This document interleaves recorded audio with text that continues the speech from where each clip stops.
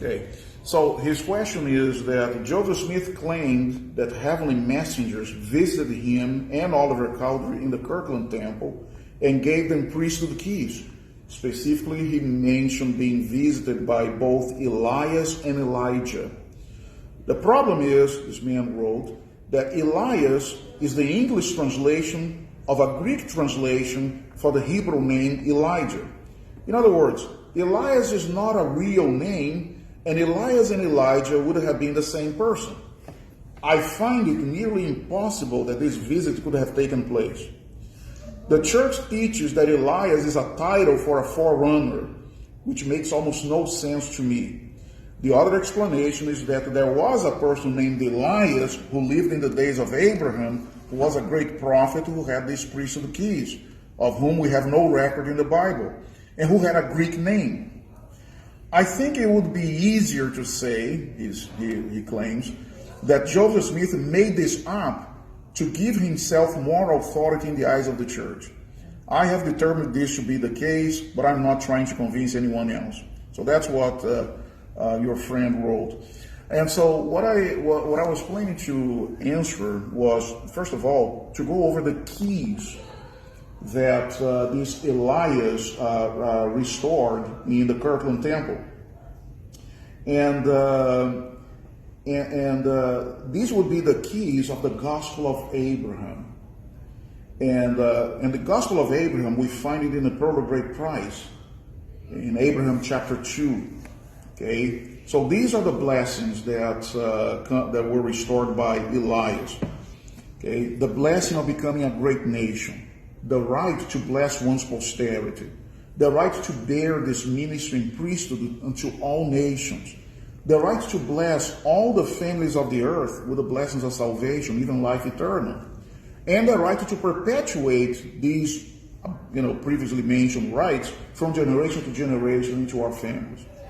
So as I look here and I say, look, these are blessings for all of us.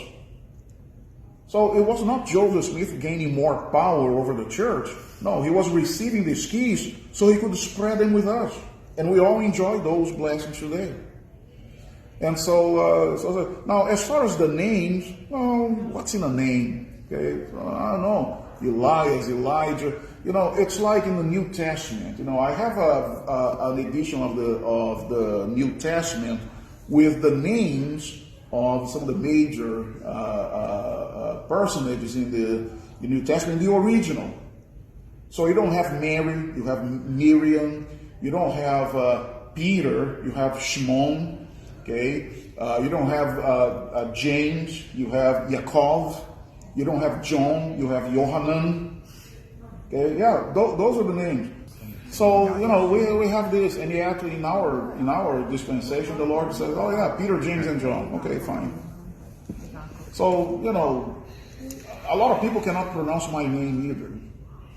And so what if it was a Greek name? And so it doesn't matter. What I look at is the blessings. I look at the doctrine. What is in it for me?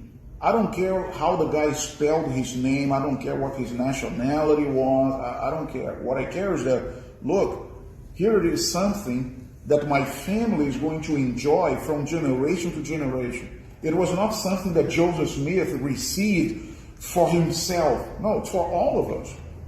So cool stuff.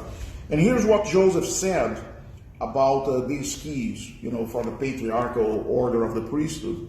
He says, the keys of this priesthood consisted in obtaining the voice of Jehovah in a familiar and friendly manner, and in obtaining the keys, the covenants, the power, and the glory with which the Lord blessed Adam at the beginning.